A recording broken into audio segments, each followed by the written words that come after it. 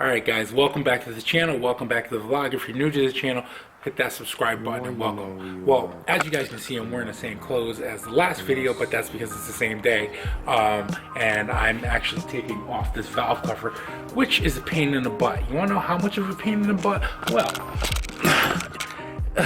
this is obviously has gasket sealant on it. There's no actual gasket. And then you have to remember that you've got two bolts, one here, and then you got a third bolt here, and it's easy to forget about them.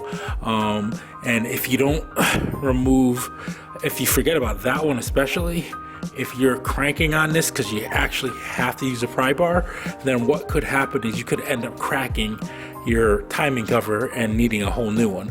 Fortunately for me, I didn't do that. I was close. I won't say close, but I just kept forgetting that one bolt, which is a pain in the butt. So we're actually going to take this timing cover off now, and then so we can see what's going on the inside, like you saw in the last video. Which, if you recall, remember how clean all this is, which is a shocker. This motor, this head on the inside doesn't even look like it's ever been turned over or anything, and I know it has because it came out of the gen.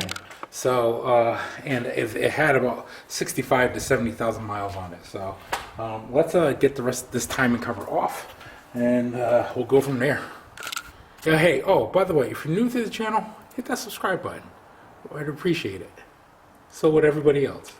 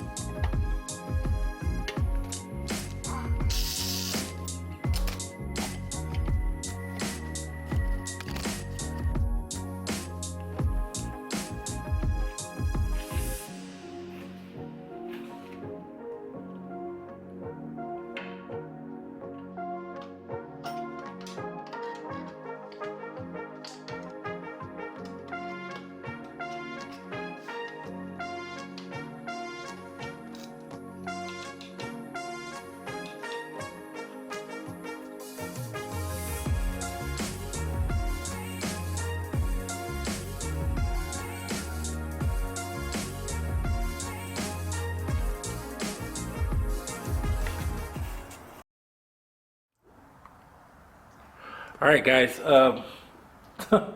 70. We're gonna call it 70,000 miles on this motor, and look how clean this is. This is when I took the motor out. The motor that's in here now, when I got that, it was nowhere near as clean as this motor.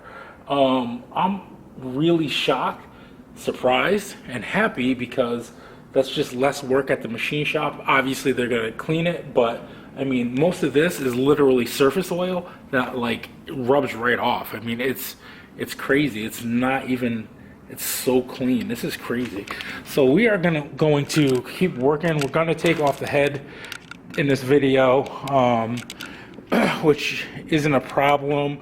The pain in the butt bolts for these cars are these two when you go to use head studs. These two are just a pain with head studs, but that's basically what ARP has. But you know, it's fairly straightforward, nothing crazy, nothing that hard. And we will get working on it. We'll take off the timing chain and all that other fun stuff, I think, like I said, the pistons is interesting. They say the pistons are for a 4B11T head, which I think that is the Evo 10 head.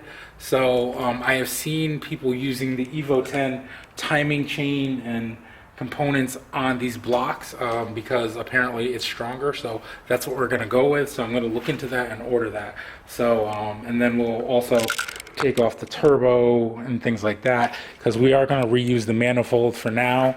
I know some people were saying go top mount, but I don't know yet, or not this go around, but we will at some point. So let's continue work on this, yeah, and enjoy. Yeah, this is gonna be fun. I still need to call Johnny about that machine shop too, so yeah, work. Yeah, I know.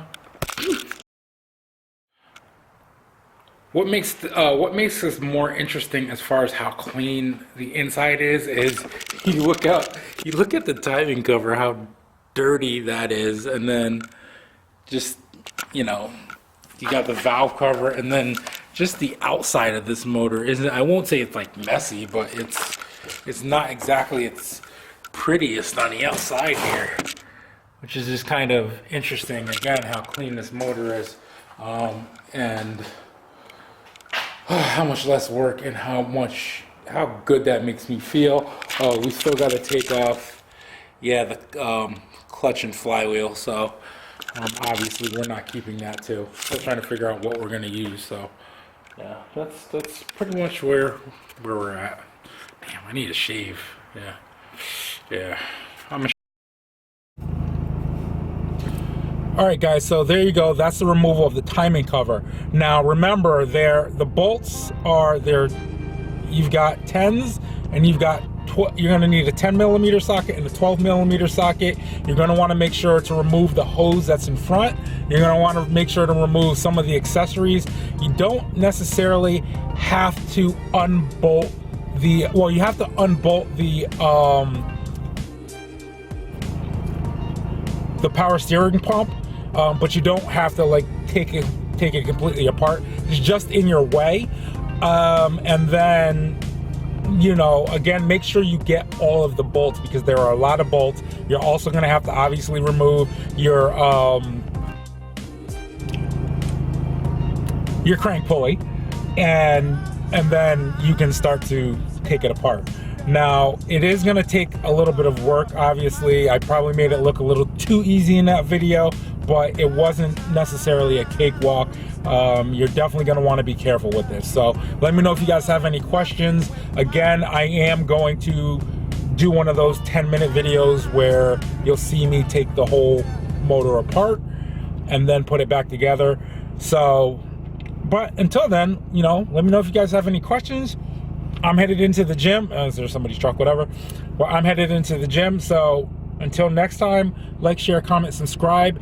Happy New Year, and make no limitation your only limitation. 2020 is going to be big. Peace.